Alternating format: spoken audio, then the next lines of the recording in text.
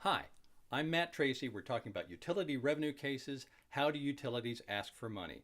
Continuing where we just left off, because I was in the middle of something here, we were talking about capital structure and the cost by source. We just finished that up. So now we're going to make the final calculation of the cost of capital. We've already talked about the capital structure is how much of each source of revenue you have. Then the cost of those sources of capital, sorry, not revenue, of that cash you use to operate your business, to pay for your rate base. The interest cost or the profit is different depending on where your source is. If you just multiply those across, so for short-term debt, you've got the 3.4% times 3.56% cost of interest, and you get 0.12% is your weighted cost for short-term debt. You do the same calculation for long-term debt, you end up with 4.03%, and for common stock, it comes to 6.39%. If you just add those down, you get 10.54%. That is the cost of capital. That is what it costs you to borrow all the money to pay for all the stuff you've got in rate base. All right? That's the fee for using that money. All right? That's what's going on. All right, so with that 10.5%, the basic building blocks then, we start with rate base. That's all the physical stuff you need to operate the business, all right? And we talked about that. The cost of all of that stuff, how you get that is your capital structure. Remember, you have short-term debt, long-term debt, and equity or shares, stockholders. All right, you apply your cost of capital, that 10.5%, 10.54% we just calculated, and multiply it times your rate base, and that gives you a return. Okay, the cost of your rate base times your capital structure gives you a return. That's a dollar level. And that's an actual amount of cash. That's what you're actually going to get back on an annual basis from your customers. That's the return. All right? All right. The next item we need to talk about then, we talked about rate base, we talked about capital structure, now is expenses. All right, this is the cost of running the utility on a daily basis. This is going to be your operation and maintenance expenses. This is payroll and benefits for your employees. This is going to be fuel, purchase power, and purchase gas. When we say fuel here, remember I talked earlier about fuel inventory. Okay, this is different from that. Fuel inventory is like that big 90-day pile of coals you've got sitting out there, largely for reliability issues. Fuel is the throughput. How much are you actually burning every day? Or if it's natural gas, how much are you actually providing to customers every day? That, as it happens, is an expense. All right, that's different from rate base. This is not rate base. This is just an expense. What's it cost to burn this much fuel? What's it cost to push this much through the pipeline? You've got customer service, sales, and administration costs. Those are all just expenses. All right. The cost of all the people at the cost center, at the call center, don't get put into rate base. The cost of the physical structure they're in does, but their salaries, that sort of thing, that doesn't go into rate base. Bad debts goes into expenses, and this I'll try to make a little quick pitch here. If a customer ends up not paying for their service, there are various rules that utilities have to follow in order to try to get the money back. But if finally they are not able to do so, those bad debts are an expense, and all the other customers end up paying for that. The same sort of thing applies for customers who are stealing service. We typically use the term energy diversion, uh, but it basically means somebody taking power or gas or what have you, service, without paying for it. All of that comes right back and our customers pay for it. So if you know of someone who is doing that, keep in mind you're paying that bill.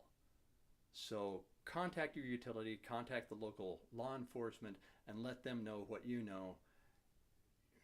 It won't reduce your bill a lot, but you know, it's just, I'll leave it at that.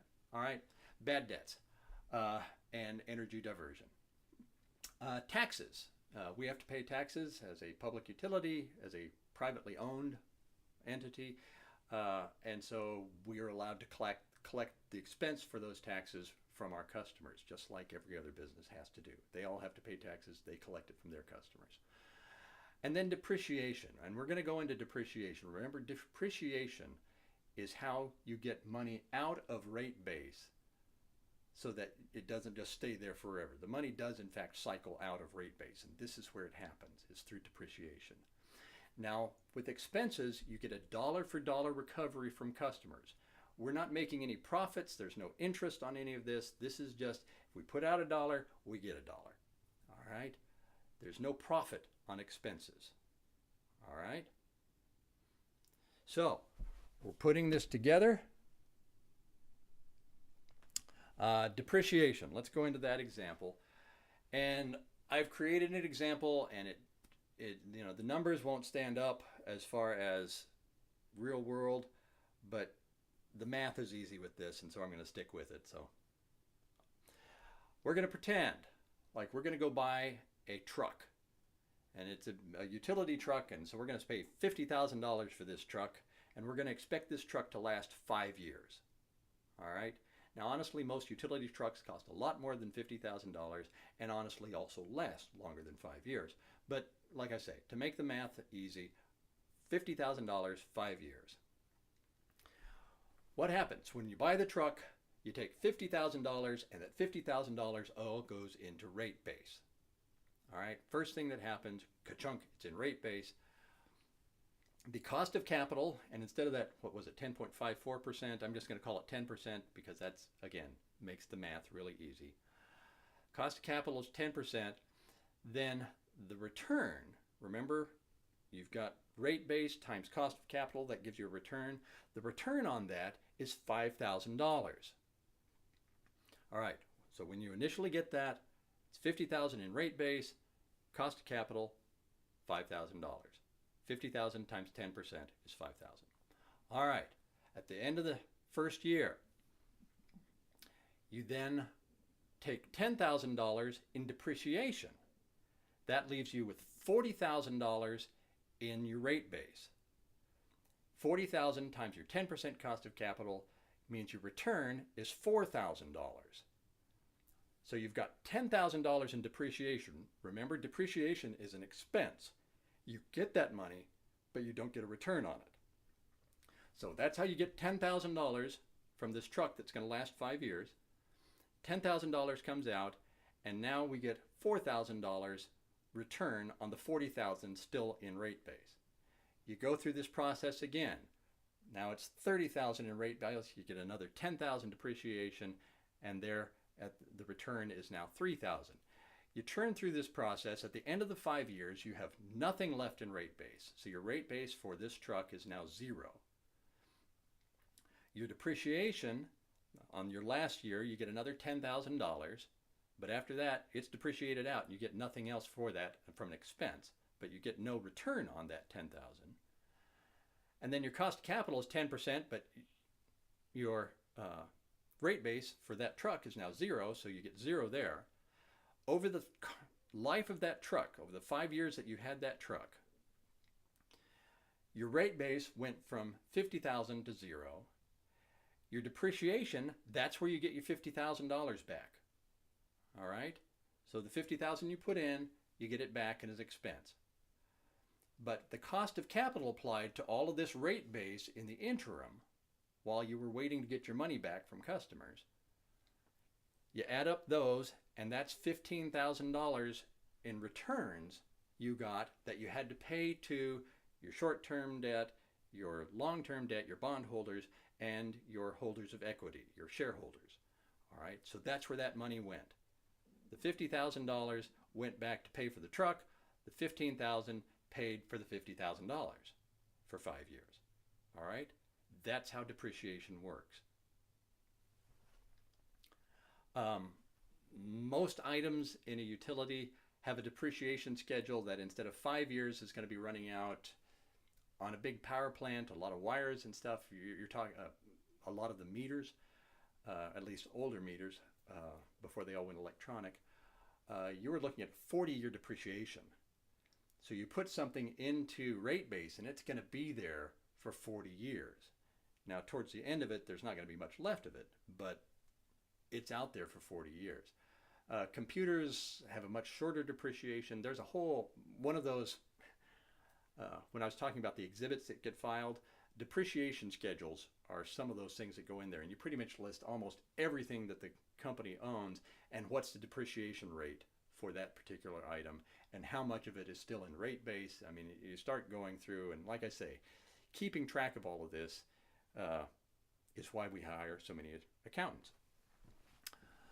So that's depreciation. So the building blocks, we start with rate base, the physical stuff required to do service. We have a capital structure. Where do we get the money we use to pay for rate base?